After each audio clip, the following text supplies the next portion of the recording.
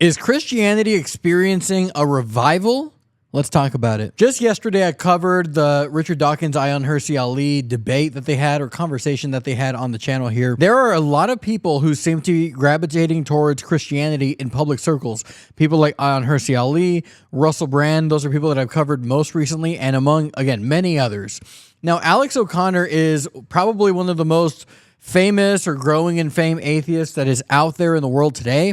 And he actually commented on this Richard Dawkins, Ayan Hirsi Ali debate and whether or not Christianity is experiencing some kind of revival. I think his diagnosis is pretty good in many ways. Let's talk about it. I can help you with that. Here's a nice poem. It would be ridiculous and ludicrous. And I think it's just as silly when somebody like Ayan Hirsi Ali is telling the story of her life and about her relationship with God. And in Christianity, belief in God is not so much belief in an entity as relationship with the person, right? That's what it's supposed to be about. And I think it's just as inappropriate to walk into there and say, well, I can help you with that. Here's some science. And that's where you end up with a Richard Dawkins and a sort of an inability to get anywhere in conversation. I mean, you were there. I don't know if you'll agree with this, and I'm sure it will be available soon. There are clips online. It was a wonderful conversation, but the thing that was wonderful about it was to see these two, not just two opinions, but two ways of approaching the world just come together and clash. And you basically get to decide not necessarily who you think is right, but whose approach you prefer. And I do think I agree. The one thing I definitely agree with is that this non-propositional, this narrative, this almost poetic approach to these questions is beginning to win out. That's what's definitely changing. The problem is that that doesn't give you the belief in God always. I mean, for someone like Ayan, she's able to just sort of choose to believe it. And to be clear, I'm very happy for her. I'm envious of her. I wish I could do that for myself. I find myself unable. He says he believes that the poetic approach to life, it's interesting that he calls it a poetic approach to life, is starting to win out. Number one, that's amazing that he says that this is starting to win out over atheism. And this is because Ayan Hirsi Ali's criticism of atheism is exactly right, which is that it doesn't really offer anything. What it offers is a pursuit of facts and things that are true, but it doesn't offer anything even remotely complete enough to live your life by. It doesn't offer something that, it doesn't meet the needs that human beings have. All it is, and Richard Dawkins even said this, why should it have any answers? Why should it offer you anything at all? Why is that something? And Ayan Hirsi Ali's argument was, well, because we as humans, we pursue this. We want this. We want answers. We want real meaning. We want real fulfillment. There has to be something that can pull us out of this depression that clearly we were not meant to live in. And so therefore, atheism, new atheism, or even old atheism has not been able to supply the answer to that. It has been something like, well, just find fulfillment in your job. Well, people don't do that a lot of the time. Find fulfillment in caring about someone. Why? There's no good reason to do that either. So atheism leaves this massive void in people's lives emotionally, and it can't do anything to fill that. And we as humans, there are emotional needs that we have, so we shouldn't listen to atheism as the way that we should live our lives, or as the main way of thinking about life. And so that's why Ayan Hirsi Ali says this is why Christianity makes the most sense to me. It makes the most sense because it best meets my physical human needs. It delivers for me the best in my life. It delivers for everybody. When they practice Christianity, the best in their lives beyond what atheism has ever done or could ever do. So therefore, there's more credence to Christianity than there is to atheism. That's basically the point that is being made here. At least the kind of Christianity that I understand, or the Christianity that I've sort of read through the person of Jesus, for example. I think anybody who says that they don't want it to be true, that they wouldn't worship that God even if he existed, that new atheist line just doesn't know what they're talking about, or we're talking about it. Yeah, he's referring to guys like Dan Barker who have said things like, he wants to prove what a big macho man he is by sending someone like me to hell. Then let him do it. Fine, I go to hell gladly, proudly, knowing that I have resisted somebody like a dictator like that who would create a hell in the first place. People aren't buying that. A different kind of Christianity or a different kind of God. An important thing, though, that I think hasn't been mentioned yet is that this is, well, I suppose you were just kind of mentioning it there, is the political dimension here. So much of this, like you say, Ayan's original article for Unheard was a political essay.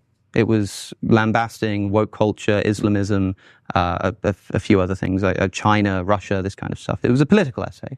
And I do think that a lot of this revival, if there is such a thing, is actually a political revival, a sort of protest against secular liberalism that people are beginning to see as failing. I mean, Ayan said to Richard Dawkins, atheism doesn't give you anything. This is the problem. It doesn't give you anything to live on. And Dawkins says, well, we have rational secular humanism, as if putting rational before what you find, aesthetically most pleasing. It turns it into an ethical theory.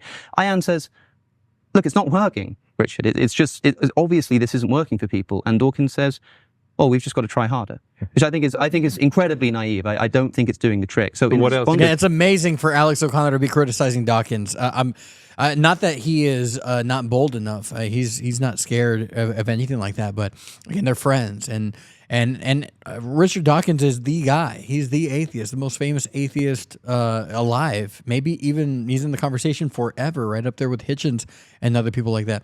And Alex O'Connor's criticism is exactly right, that Richard Dawkins has blinders on to reality here, which is that the atheistic structure that has been created and promoted by guys like Richard Dawkins, and largely promoted, I'll say, instead of created, but he really is one of the pioneers of new atheism.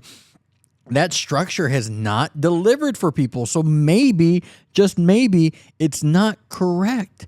Maybe there are other belief systems that are correct and that one is not. Maybe Christianity, maybe when people believe in God and live out that belief, they are tapping into something that is real, and that is why so many people are becoming Christians. But I do think he's wrong in what he said. I think he's wrong about that. I don't think that secular humanism is going to get you very far. That's why you have this weird, you said secularism earlier, Justin, and it's like people often conflate secularism and atheism, but it's funny how, while atheism might not decline, I think secularism might. You might end up with a bunch of atheists who still want to live under a sort of Christian society, which is a quite strange phenomenon. But that means that this is tied up with a political revival of ideas against people who people are getting a bit fed up with what they perceive as a liberal elite. They're getting annoyed about that. They're upset about mass immigration, and so they start sort of trying to find an ideology which is going to be able to protest that. So you mentioned Douglas Murray, for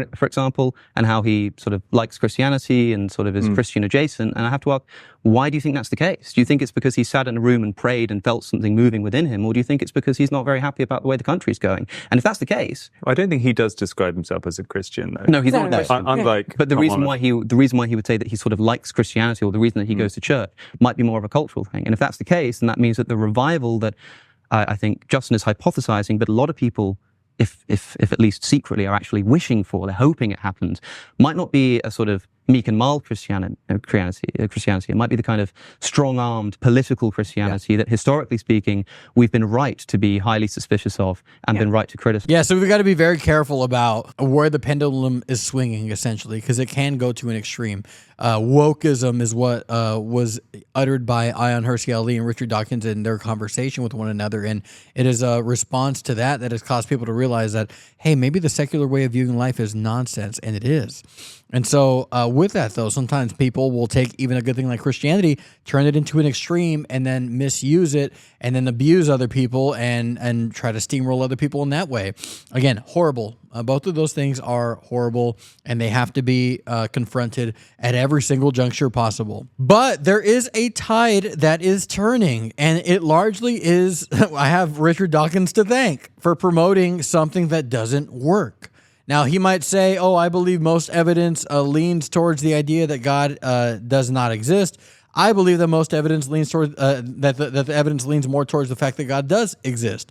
I believe that he disagrees with that. But either way, even if we put that one thing aside, which is a big thing, of course, but if we compare the two ideologies, rational secular humanism, and I love what Alex said, you can't just put rational in front of it and then now it's really good. It's not secular humanism. It's rational secular humanism. That's like if I said, I'm not a Christian.